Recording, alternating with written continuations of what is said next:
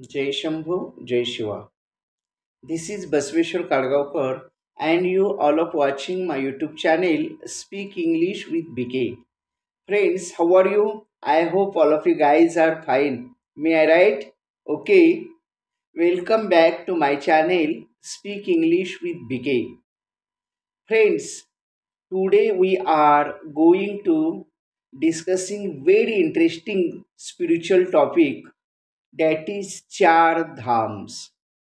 And the today's video topic is going to very interesting and very spiritual. That's why don't skip the video and watch full video. Guys, before starting our today's video, if you are new in my channel and even if you are not subscribe my channel, then please subscribe the channel. Firstly, you have red color subscribe button. You just press that button and subscribe the channel. Beside the subscribe button, you will get a bell icon. You just press that bell icon, and then you have four options. Out of these four options, you can select option number 1, that is all option. Then you will get daily updates and notifications of my channel Speak English with BK. Friends, if you like my video, then make it like, share it, and give your best comments. Thank you. Thanks a lot. Now let's start today's topic, that is Char Dhams.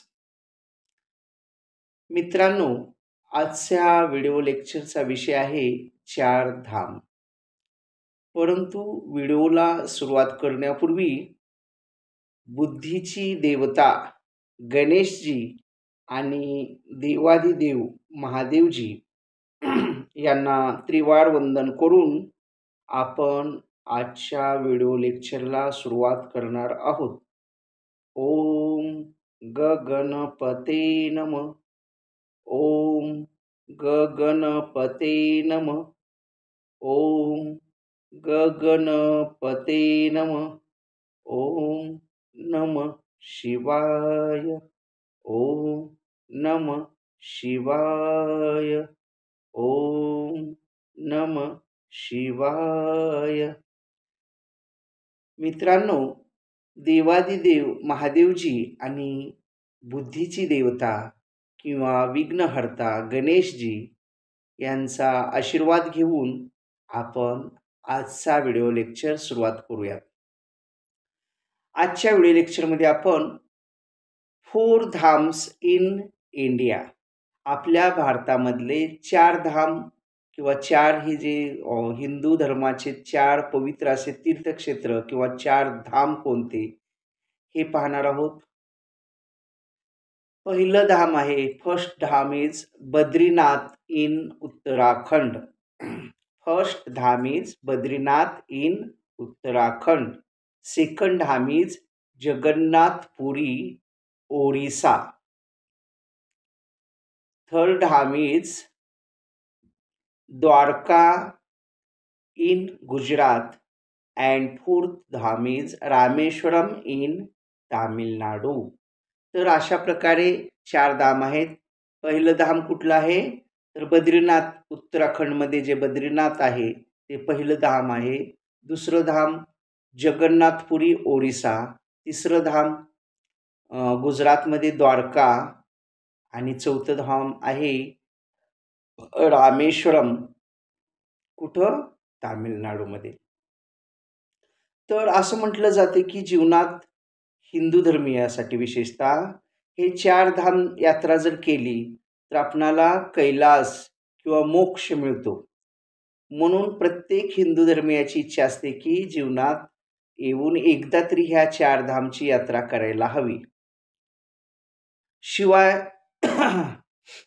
Kashi Vishweshwar यांचं 4 धाम केल्यानंतर काशी विश्वेश्वरांचं दर्शन आणि नेपाळचं पशुपतीनाथ यांचं दर्शन केलं की पूर्ण आपले जे तीर्थक्षेत्र आहे यांचं दर्शन केल्यासारखं आहे आणि आपल्याला पूर्ण तीर्थक्षेत्रे आहेत त्याचं पुण्य मिळतं. म्हणून चारधाम यात्रेला अनन्यसाधारण महत्त्व आपल्या हिंदू धर्मसंस्कृतीत सांगितलेलं आहे. त्यापैकी जगन्नाथपुरी हे जे स्थान आहे, म्हणजे भगवान जगन्नाथ यांचं मंदिर, हे पृथ्वी तलावर म्हणजे पूर्ण पृथ्वीवर आपल्या भारतासाठीच नाही तर पूर्ण पृथ्वी तलाचं रक्षण करण्यासाठी भगवान विष्णूजी साक्षात या मंदिरामध्ये सत्ययुगापासून राहतात. कुठल्या? जगन्नाथपुरीच्या. म्हणजे भगवान विष्णू असं म्हटलं जातं की भगवान विष्णूजींचं हृदय, त्यालाच ब्रह्म पदार्थ असे म्हणतात. तर हे ब्रह्म पदार्थ पुरी ओरिसामधली जी पुरी आहे ते जगन्नाथ मंदिर आहे तिथं अजूनही आहे. म्हणजेच भगवान विष्णूजींचं हृदय आज मितीला सुद्धा जिवंत अवस्थेत कुठं आहे? तर जगन्नाथपुरीतील जगन्नाथ मंदिरामध्ये. म्हणून या मंदिराला अनन्यसाधारण महत्त्व आहे. साक्षात विष्णूजीनं आपल्या पृथ्वीचं पालन करण्यासाठी, कारण विष्णूजी हे पालनहार आहेत, ब्रह्माजी उत्पत्ती करणारे आहेत आणि शंकरजी विनाश करणारे आहेत. तर पृथ्वी तलावरील प्राणीमात्रांचं पालन पोषण करण्यासाठी भगवान विष्णू ब्रह्मपदार्थ किंवा त्यांचे हृदय आज पण जिवंत आहे. कुठं? जगन्नाथपुरी या मंदिरात. आणि असं म्हटलं जाते की ज्या दिवशी हे मंदिर पूर्ण पाण्यामध्ये जाईल त्या दिवशी पृथ्वीचा विनाश, म्हणजे पृथ्वीच राहणार नाही. पूर्ण पृथ्वीवरील लोक, पृथ्वी नष्ट पावणार. इतकं अनन्यसाधारण महत्त्व या मंदिराला आहे. म्हणून भगवान विष्णूजीचं किंवा भगवान जगन्नाथ यांचं दर्शन करणं म्हणजे साक्षात विष्णूजींचं दर्शन केल्यासारखं आहे. म्हणून प्रत्येक हिंदू धर्मियाची इच्छा असते की एकदा तरी जगन्नाथपुरीला जाऊन जगन्नाथ मंदिरातील भगवान विष्णूजींचं दर्शन घ्यावं. आता या मंदिराविषयी थोडंसं पाहूया. या मंदिरामध्ये भगवान विष्णूजींची मूर्ती, भगवान बलराम यांची मूर्ती आणि सुभद्रा माता म्हणजे बलरामांची मिसेस, ह्या तिघांच्या मूर्ती आहेत. परंतु मंदिरामध्ये महालक्ष्मीची मूर्ती नाही आहे. याचं काय कारण आहे हे आपण पाहणार आहोतच. त्या अगोदर काही रहस्य, या मंदिराविषयी जे रहस्य सांगितले जातात ते रहस्य आपण पाहूयात. रहस्य म्हणजे मिस्ट्रीज म्हणजे गूढ या मंदिराविषयी. कारण हे मंदिरच एक पवित्र ऊर्जा देणारं आणि साक्षात भगवान विष्णूचा ब्रह्मपदार्थ या रूपात भगवान विष्णूजींचं काळीज किंवा हृदय तिथं अजून पण धडधड करणारं जगन्नाथ मंदिर, भगवान जगन्नाथ मंदिर जे आहे ओरिसामध्ये तिथं आहे. तर या मंदिराला एकूण 22 पायऱ्या आहेत. 22 पायऱ्या ओलांडून मग आतमध्ये प्रवेश करावा लागतो. असं म्हटलं जाते की पायरी चढताना तिसरी पायरी जी येते त्याच्यावर स्पर्श करायचा नसतो, तर तिसरी पायरी ओलांडून डायरेक्ट चौथ्या पायरीवर आपण पाय ठेवूनच या मंदिरात जाण्याचा नियम आहे आणि हा नियम प्रत्येकजण पाळतात. तिसऱ्या पायरीला स्पर्श सुद्धा करत नाहीत. तसेच या मंदिरातील मूर्ती जी आहेत ह्या लाकडापासून बनवलेल्या आहेत. म्हणजे भगवान विष्णूजींची मूर्ती, भगवान बलराम यांची मूर्ती आणि सुभद्रा मातेची मूर्ती, ह्या तिन्ही पण मूर्ती लाकडापासून बनवल्या आहेत. या मूर्तीला हात पाय नाही आहेत, फक्त इथून अशा म्हणजे गळ्यापासून म्हणा वरचा भाग आहे. त्याचं कारण काय? तर या मूर्ती बनवत असताना पहिल्यांदा चेहरा बनवला आणि हात पाय पूर्ण शरीर बनवण्यासाठी मोठालं एक लाकूड आणलं गेलं आणि त्या लाकडापासून मूर्ती बनवायचा ते कारागीर हातपाय बनवण्याचा प्रयत्न करत होते. परंतु ते लाकूड इतकं घट्ट होतं की त्यापासून मूर्तीचं हातपाय बनवताच आले नाहीत. त्यामुळे ज्या राजांनी या मंदिराची स्थापना केलेली आहे ते राजे आहेत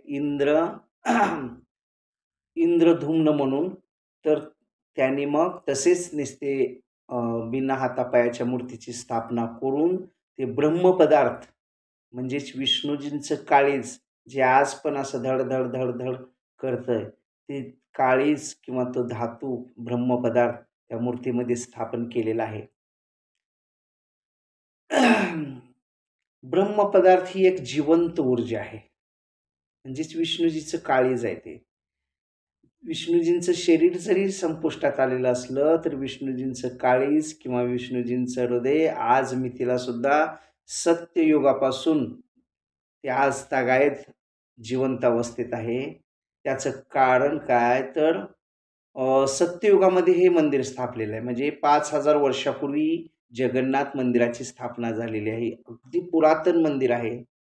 आणि तेव्हापासून या मंदिराला अशी मान्यता आहे, की ज्या दिवशी हे मंदिराच्या कळसापर्यंत पाणी जाईल किंवा मंदिर पूर्णपणे पाण्यामध्ये झाकलं जाईल, त्या दिवशी पृथ्वीचा अंत आहे.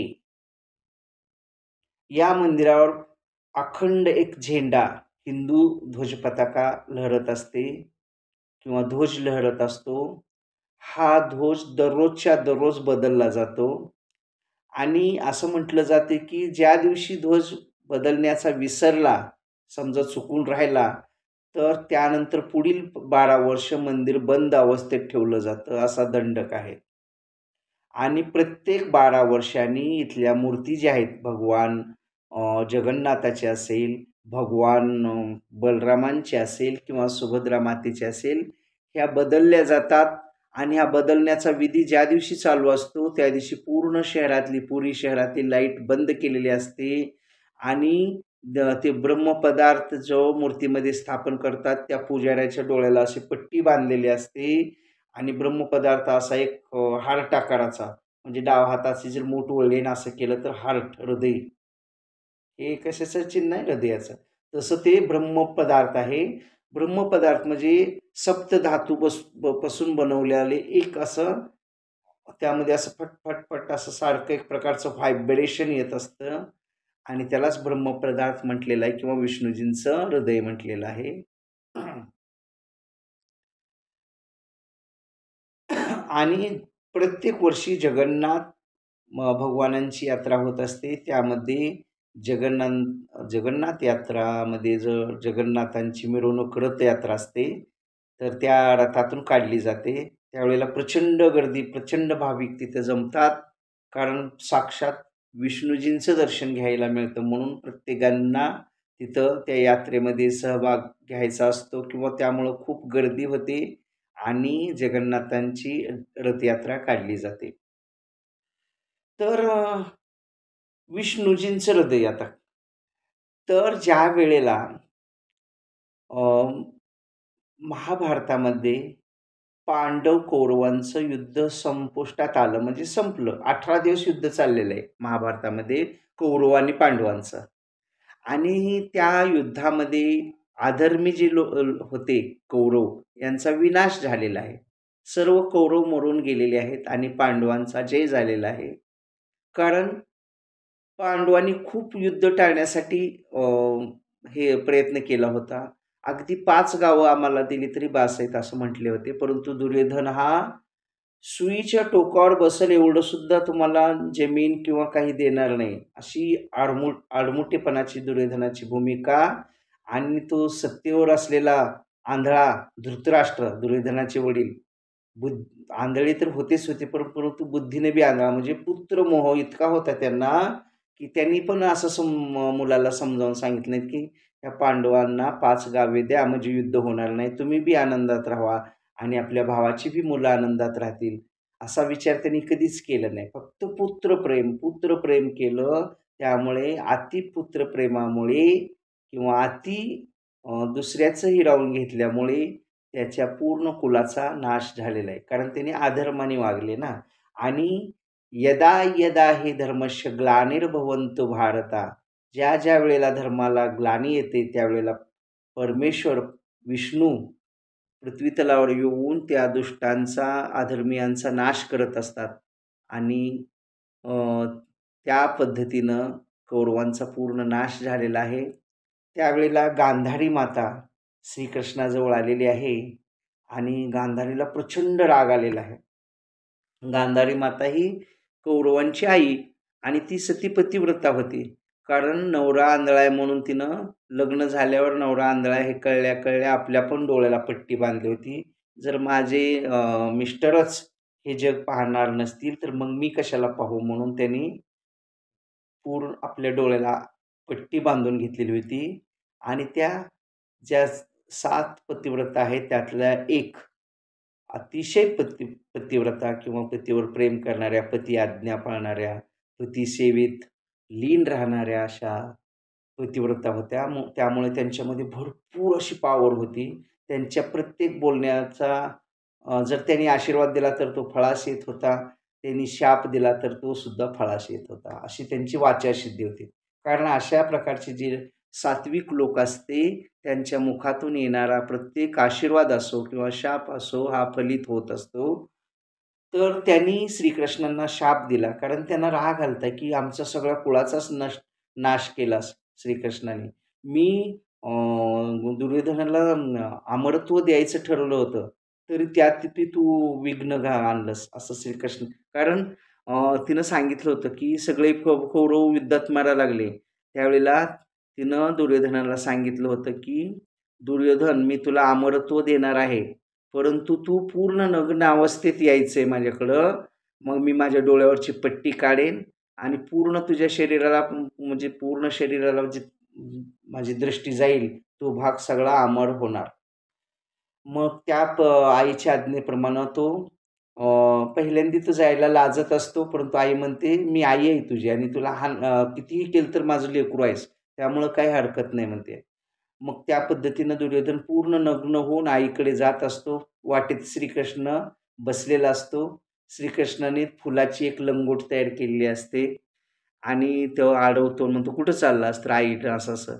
"अरे किती बी केलं तर आईच्या पुढे आता तू काही लहान आहेस का? तू मोठा झालास. हे बरोबर नाही. निदान ही लंगोटी तरी घाल." असं म्हणून त्याला दुर्योधनला श्रीकृष्णाने सांगितलेलं असतं आणि लंगोट घालायला, परिधान करायला लावलेली असते. कारण जर गंधारीनं त्यांना पूर्ण सती त्यांची सतीची ताकद च्या जोरावर जर अमरत्व दिलं असतं तर दुर्योधन कधीच मेला नसता आणि दुर्योधन मेला नसता तर अधर्माचा नाश झाला नसता. ह्या गोष्टी श्रीकृष्णाला माहीत होत्या म्हणून श्रीकृष्णाने काय केलेलं आहे, फुलाची लंगोट दिलेली आहे. मग गांधारी माता म्हणते, "आलास का दुर्योधनाला?" तर तो म्हणतो, "आला." "पूर्ण नग्न होऊन आलास ना?" तर तो हो म्हणतो, खोटंच सांगतो. तो लंगोट घातलेली वगैरे सांगत नाही. मग गांधारी माता आपल्या डोळ्याची हळूच पट्टी काढते आणि आपलं सत्व तिच्यामध्ये जे आहेत, सतीची ताकद, त्या ताकदीच्या जोरावर आपल्या मुलाला अमरत्व बहाल करण्यासाठी पाहते आणि त्याचं पूर्ण शरीर अमरत्व होतं. परंतु लंगोट घातल्यामुळे मांडी हा भाग त्याचा अमर राहत नाही आणि युद्धामध्ये दुर्योधन मरत नसतो. त्यावेळेला श्रीकृष्णानं खुणवून मांडीवर असं भीमाला दाखवलेलं असतं, मांडीवर मार म्हणून. त्यावेळेला भीम ज्यावेळेला मांडीवर त्याच्या गदेनं जोरात प्रहार करतो त्यावेळेला दुर्योधन धारातीर्थी म्हणजे मरण पावतो. तर अशी कथा आहे. मग सगळेच मारल्यामुळं त्या हिला गांधारीला खूप राग आलेलं असतं आणि तिनं म्हणते की तुझी द्वारका पाण्यामध्ये बुडून जाईल. श्रीकृष्णाला शाप दिलेला असतो आणि तुला एका सर्वसामान्य पारध्याकडून मरण येईल. पारधी समाजाच्या व्यक्तीकडून. म्हणजे युद्धात वगैरे नाही तर अगदी सर्वसामान्य माणूस येऊन तुला मारेल असा शाप दिलेला असतो. आणि तिच्या शापामुळं द्वारका पाण्यात बुडालेली. आज मी तिला सुद्धा समुद्रात मध्ये द्वारकेचा शोध लागलेला आहे पाण्यामध्ये आपण पाहतो. अनेक व्हिडिओ पाहिले असतील. आज मी तिला सुद्धा पाण्यामध्ये बुडून ते सगळे ऑक्सिजन मास्क वगैरे घालून तर द्वारका पाहायला मिळते. तर गंधारीच्या शापामुळं ती द्वारका बुडालेली आहे. आणि श्रीकृष्णांना मग शाप दिलता की एक पारधी येऊन तुम्हाला मारतील. मग श्रीकृष्ण अ, एका झाडाखाली बसलेले असतात आणि गांधारी मातेचा शाप असतो की एक सर्वसामान्य पारधी मारेल. पारध्याला वाटतं तिकडं हरीण आले काही म्हणून एक जोरात बाण हे करतो. तो बाण श्रीकृष्णाच्या डाव्या अंगठ्याला लागतो आणि श्रीकृष्णाचं शरीर तिथं मृत अवस्थेत म्हणजे अवतार समाप्तीचं कार्य असतं ना, श्रीकृष्णाचा अवतार संपलेला असतो. त्यामुळं तिथं ते पडतं.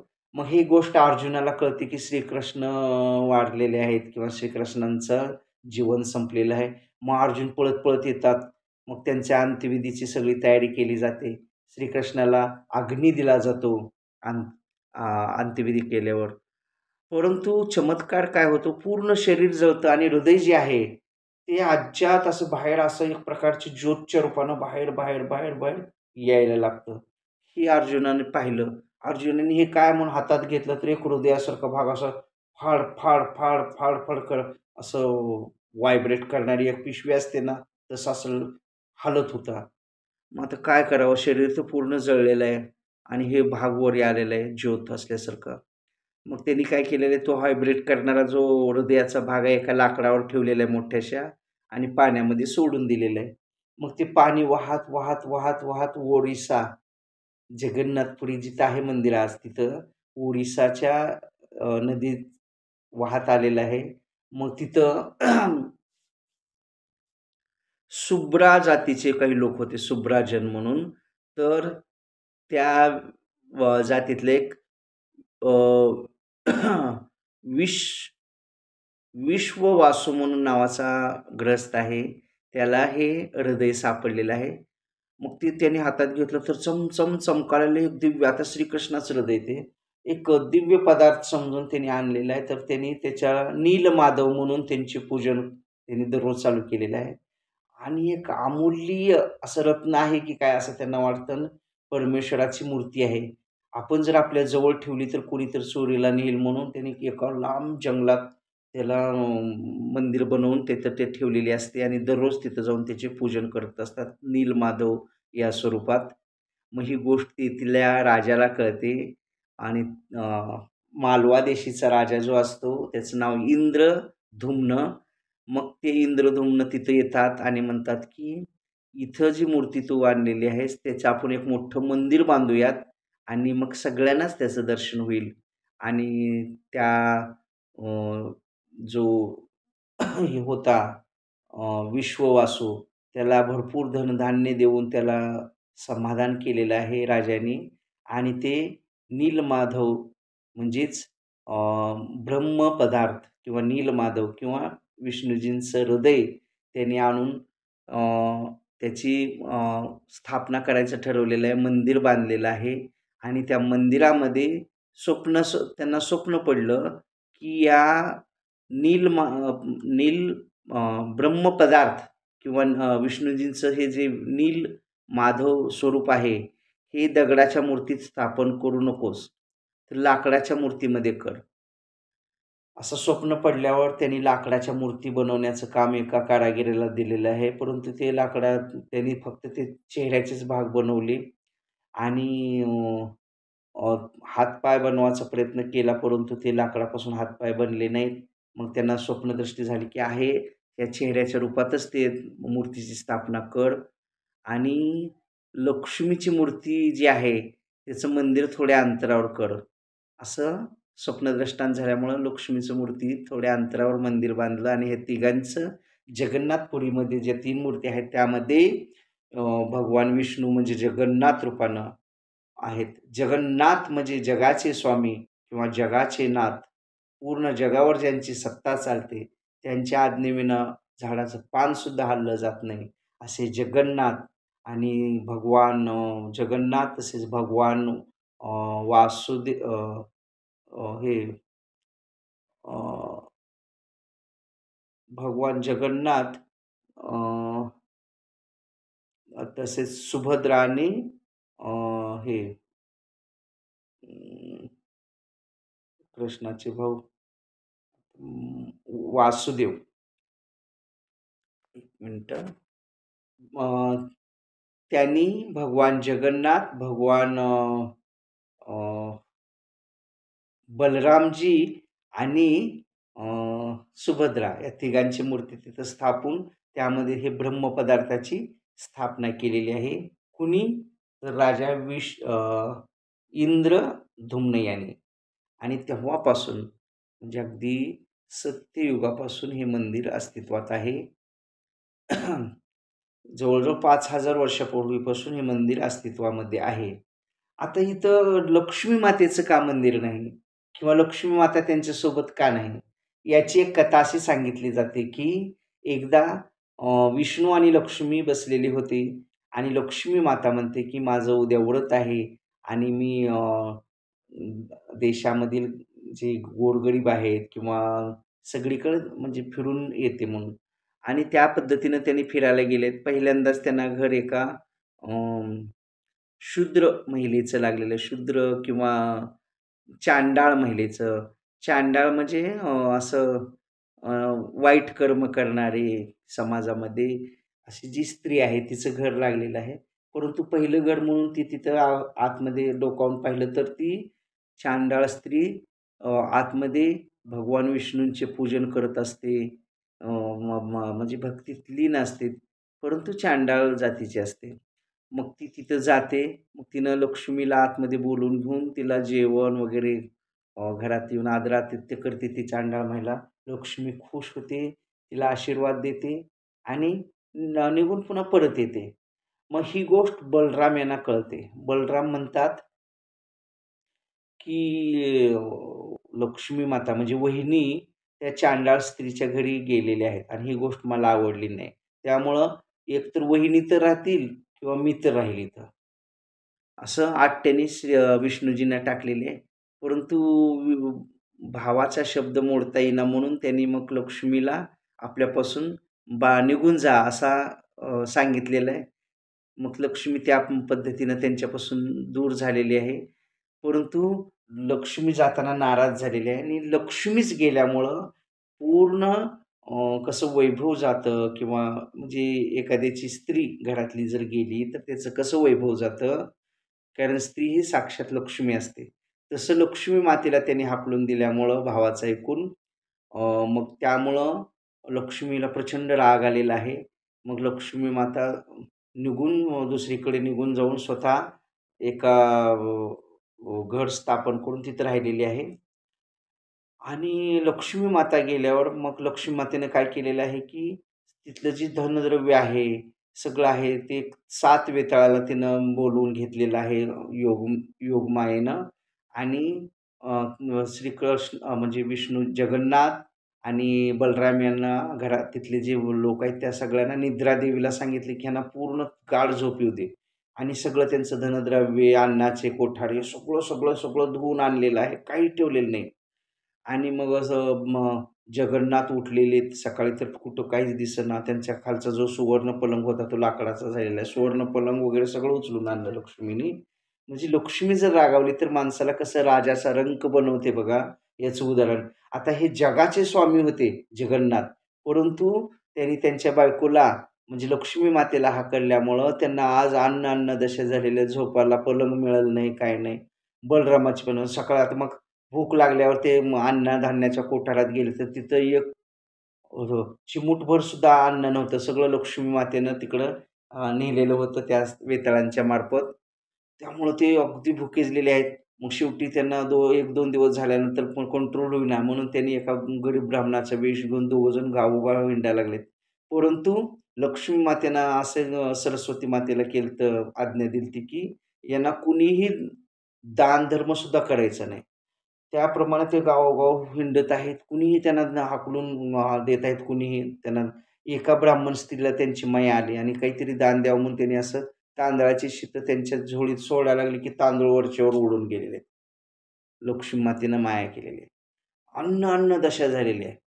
मग त्यांना एका महाराज भेटतात. ते म्हणतात, की तिकडे समुद्राच्या कडेला एक गड आहे. तिथं जर गेलात तर तुम्हाला काहीतरी मिळेल. मग बलराम आणि जगन्नाथ भगवान पायी चालत चाललेले आहेत. घाम येत आहे. मग लक्ष्मी मातेनं माया केली आणि इतकं प्रचंड टेम्परेचर केलं, की पायाला चटके त्यांच्या बसत आहेत. भगवान जगन्नाथ तर खूप थकले, परंतु बलराम कसेबसे त्या घरापर्यंत गेलेले आहेत. तिथं लक्ष्मी मातेचंच घर असतं ते, जिथं लक्ष्मी माता राहिलेली असते. तिथल्या दासी येतात आणि त्यांना हाकलून लावतात, इथं काय मिळणार नाही म्हणून.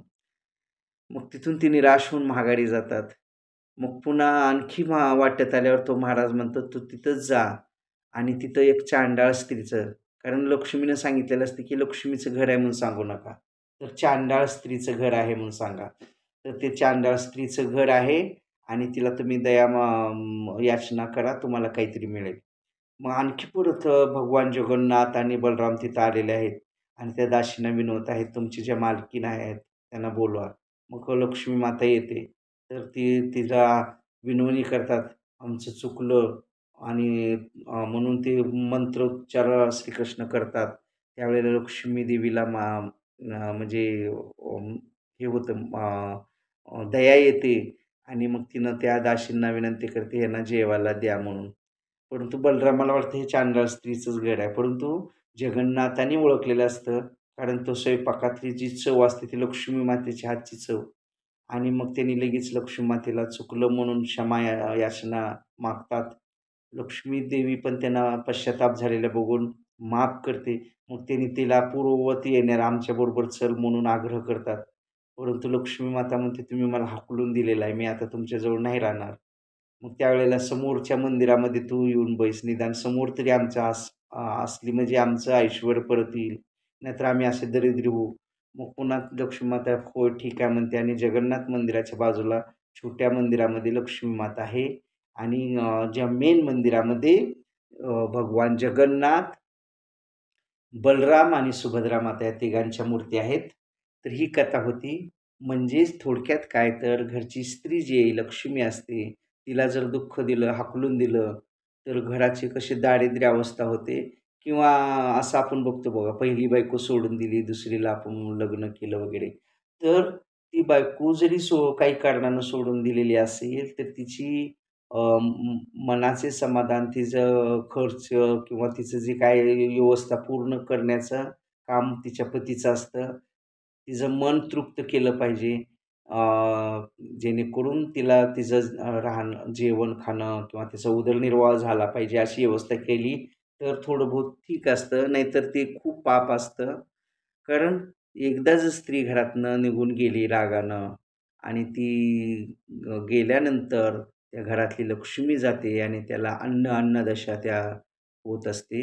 म्हणून स्त्रीचा शाप किंवा जी घरची लक्ष्मी आहे, तिला जर तुम्ही दुःखी करून हाकलून दिलं, तर तुम्हाला काय अवस्था होते या लक्ष्मी मातेच्या आणि जगन्नाथ भगवान यांच्या ह्याच्यावरून आपल्याला हे होते. म्हणजे स्त्रीची ताकद. स्त्री जर खुश झाली, तर प्रपंचात सुद्धा सगळं मिळतं आणि स्त्री जर हाकलून तुम्ही दिली स्त्रीला, तर तुम्हाला अन्नदशा होते. हे या कथेतनं सांगितलेलं आहे. म्हणजे पॉवर ऑफ वुमन्स. म्हणून घरच्या स्त्री ही नेहमी हसत राहिली पाहिजे. हसत ज्या घरच्या स्त्रिया असतात, त्या घराला खरं वैभव किंवा संपन्न असं समजलं जातं. म्हणून स्त्री ही साक्षात लक्ष्मी आहे. मग जो आपल्याला देवानं जोडा दिलेला असेल, तिच्याशी एकनिष्ठ राहून तिचा आपण स्वीकार केला पाहिजे, न हाकलून देता. तर या आजच्या कथेवरून आपल्याला जगन्नाथ, लक्ष्मीच्या कथेवरून स्त्री द इम्पोर्टन्स किंवा the significance of women's power म्हणजे लक्ष्मी गेल्यावर काय अन्नदशा भगवान जगन्नाथाची झाली. म्हणजे जगन्नाथ तर पूर्ण जगाचे नाथ आहेत, जगाचे स्वामी आहेत. परंतु त्यांनी लक्ष्मीला हाकलून दिलं होतं बलरामांच्या सांगण्यावरनं आणि बलरामाने सांगितलं होतं, की चांडाळ स्त्रीच्या इकडं त्यांनी घरी गेल्या म्हणून. तर लक्ष्मी माता म्हटली, "मी येते खरं, पण तुम्ही असं हे उच्च, हे नीच आहे असं जर म्हणत असाल बलरामला वगैरे किंवा कुणाला कमी वगैरे समजत असाल, तर मी येणार नाही" म्हणते.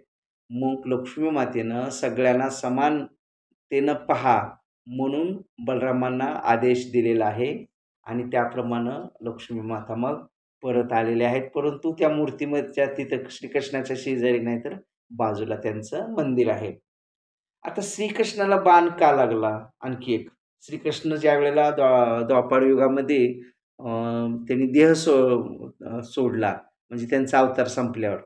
तर ते एका पारध्याकडून का मारले गेले? तर तो पारधी म्हणजे त्रेतायुगामध्ये वाली जो होता वाली, सुग्रीवाचा भाऊ. तो वाली आणि सुग्रीवांचं युद्ध लागलं होतं आणि तो वाली मरत नव्हता.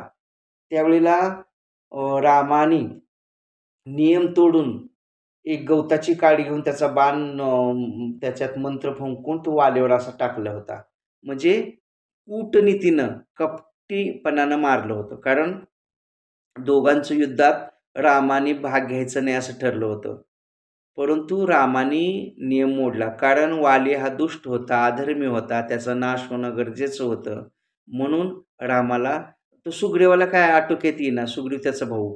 कारण ह्या वालीनं सुग्रीवाला हाकलून देऊन त्याची सर्व संपत्ती आपल्या ताब्यात घेतली होती. एवढंच काय तर सुग्रीवाची बायको जी असते तिला दासीत्व म्हणजे घरामध्ये धुणी भांडे करायचं काम दिलेलं असतं वहिनीला, त्याच्या सख्ख्या वहिनीला आणि खूप अधर्मानं वागत असतो. म्हणून सुग्रीव ज्यावेळेला राम वनवासात असताना सीतेचा शोध घेत असताना सीताशुद्धीसाठी जाणार असतात, त्यावेळेला रामजींनी त्यांना वचन दिलेलं असतं, की मी तुझं वैभव प्राप्त करून देतो. म्हणून तिथे गेलेले असतात आणि त्यांचं युद्ध खेळायला लावतात. परंतु सुग्रीवाला ते वाली ऐकत नाही. त्यावेळेला रामजींना हा नियम तोडून त्या गवताची काडी घेऊन त्यामध्ये मंत्र फुंकून ते धनु सोडलेला असतो. गपचीप कूटनीतीनं आणि वाली मेलेला असतो. मग आणि निसर्ग नियम कुणाला चुकत नाही. त्या जन्मात त्यांनी मारलं त्रेतायुगामध्ये वालीला. परंतु हा वाली पुन्हा द्वापार युगामध्ये पारध्याचं रूप घेऊन आलेला आहे आणि श्रीकृष्णाचा त्यांनी वध केलेला आहे.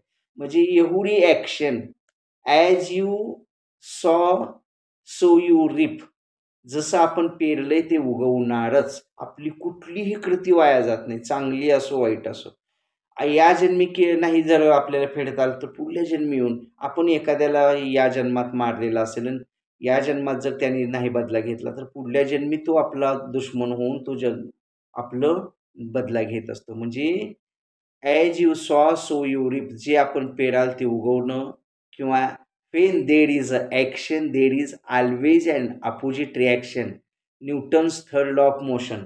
न्यूटनचा तिसरा नियम, गतिविषयक नियम काय सांगतो? When there is a action there is always an opposite reaction. म्हणजे जशी क्रिया तशी प्रतिक्रिया. आपण आ हो म्हटले की समोरचा म्हणतो का हो? आपण जरा त्याला आ रे म्हटले की समोरचा म्हणतो का रे? असं कारण ॲक्शनवर आहे.